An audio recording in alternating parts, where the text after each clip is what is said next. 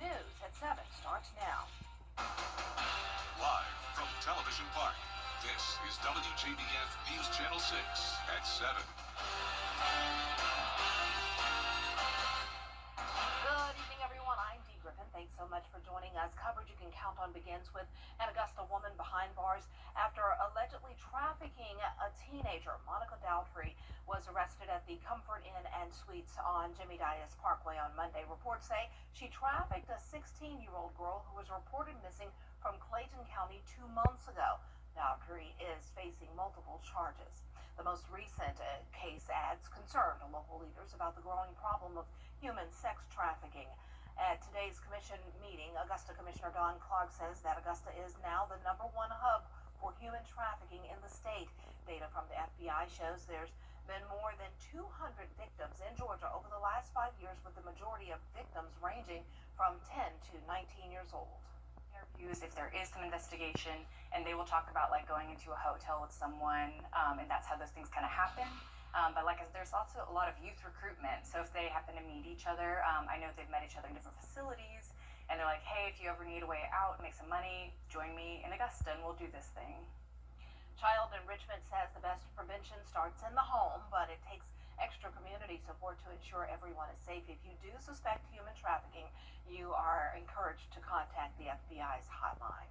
The proposed data center project in Columbia County has sparked a lot of discussion and concerns from the community. The Columbia County Board of the Commissioners released a statement Tuesday addressing those concerns, including the spread of false information and accusations of criminal misconduct.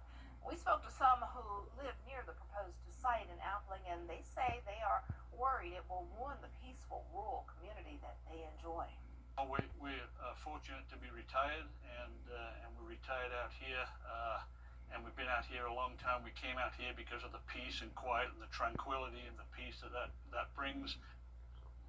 County leaders say the project remains in the planning phase and is far from a done deal. We have the full statement from Commission Chair Doug Duncan on WJBF.com, and we'll have the full story tonight at 11. Well, it's time for first a look at the weather. The full story with that was beautiful. Beautiful day. Yep.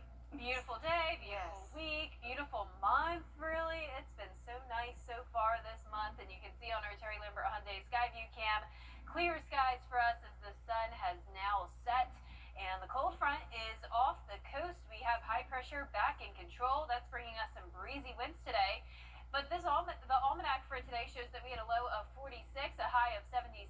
So overall, pretty close to average, but we're going to be below average tomorrow, all thanks to that cold front that pushed through. Mid to upper 60s in a few places at 70 right now, like Evans, Louisville, Bamberg, Millen, you're at 71 still. Wrightsville at 71 as well, and upper 60s there in Edgefield and Washington. Dew points are in the 30s. Dry air has moved in thanks to that northwest breeze. Sustained winds only up to around 10 miles per hour. The gusts up to around 15. Earlier, we had gusts up to around 25. So the winds are already starting to settle down. And once the winds become calm tomorrow, it will get chilly down to the 40-degree mark. More details on your forecast coming up, but back to you, Dee. All right, thanks so much. We'll see you in a few minutes. North Augusta's rapid growth may soon hit a limit, but not because of land or funding, but because of sewer space. Aiken Bureau Chief Sean Cabbage-Talk explains. North Augusta is running out of sewer capacity. Developers could get turned away as early as next fall. If it was a credit card and you took it all the way almost to the limit and you didn't have money to pay it back, in this case, we don't know where we're going to get any more storage from. It's a major issue. North Augusta's growth is rapid, but the sewer system is nearly full. The Horse Creek plant can only handle about 2,500 more homes. What happens if we run over capacity? Does that cause sewage to start backing up in our homes and businesses? Nothing has been put before the city council at this point. The planned $60 million plant expansion could take far longer than expected. The contract doesn't start until late 2026. It could turn into 4 or 5, 6 years, depending on what issues they come upon as they're doing it. And that's worrisome. City leaders say developers could face higher impact fees to cover wastewater and public safety costs.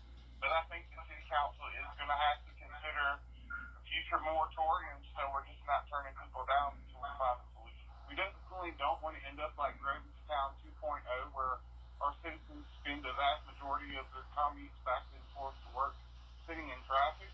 New Only 9,000 homes already approved or covered. Any new projects will have to wait until the sewer system can catch up.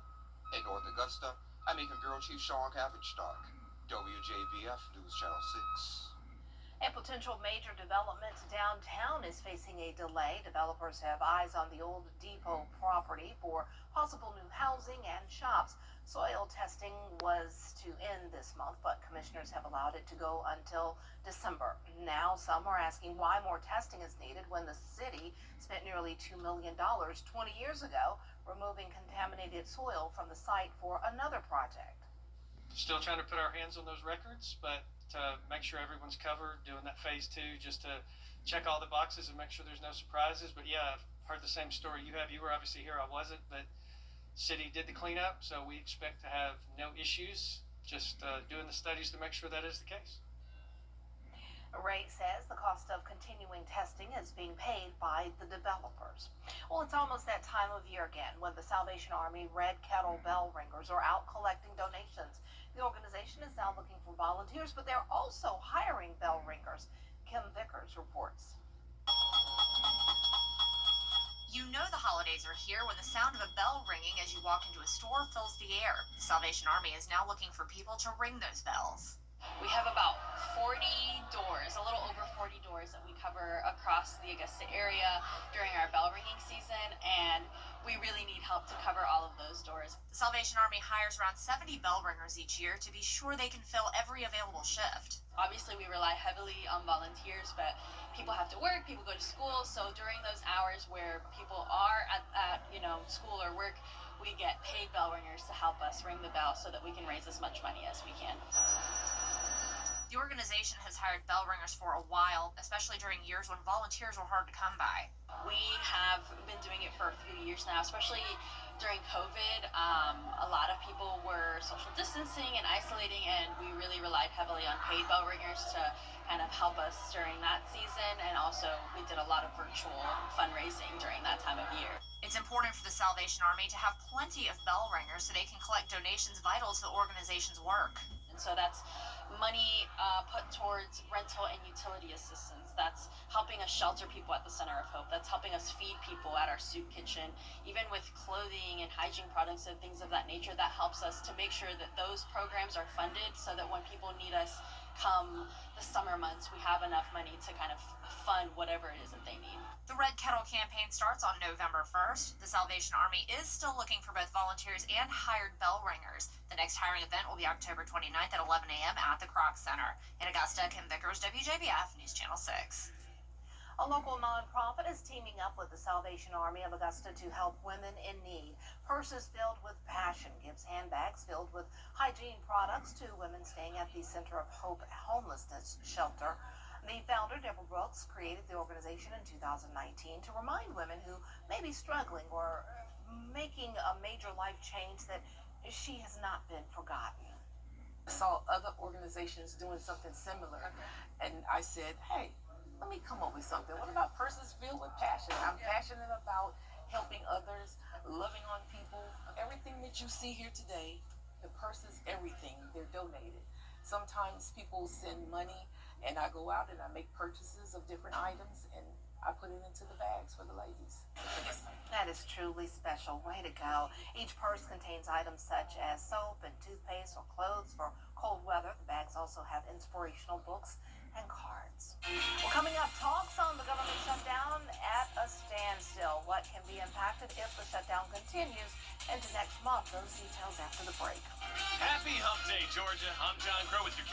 Fantastic fall weather for us this week, and it is getting cold again tomorrow morning. We were a little bit warmer this morning and yesterday afternoon, but we are back to the 40s for lows, afternoons in the mid-70s, and then rain possible next week. I'll have your full forecast when we return.